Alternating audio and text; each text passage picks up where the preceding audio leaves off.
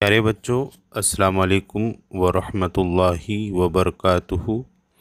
आज bridge course का 31वां दिन जमात चाहरुम मज़मून उर्दू का हम पढ़ने जा रहे हैं। इस ब्रिज कोर्स में आज के 31वें दिन में एक नज़म दी गई है जिसे हमें पढ़ना है। हाथ उठाए सर को झुकाए, तेरे करम की आस लगाए, हम आए हैं तेरे दर पर, हम पे खुदाया एक नज़र कर, रहमत से दिन फेर हमारे, हम जीते हैं तेरे सहारे।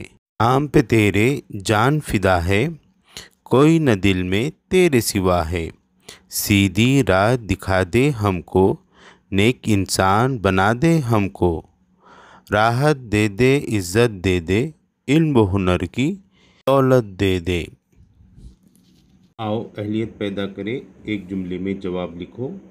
बच्चे खुदा से किस तरह दुआ मांग रहे हैं? जवाब: बच्चे खुदा के सामने हाथ उठाकर और सर को झुकाकर दुआ मांग रहे हैं। हम किसके सहारे जीते हैं? हम अल्लाह ताला के सहारे जीते हैं। लगाओ, यहाँ पर मिसरे जो है तो आगे पीछे तरतीब में दिए गए हैं।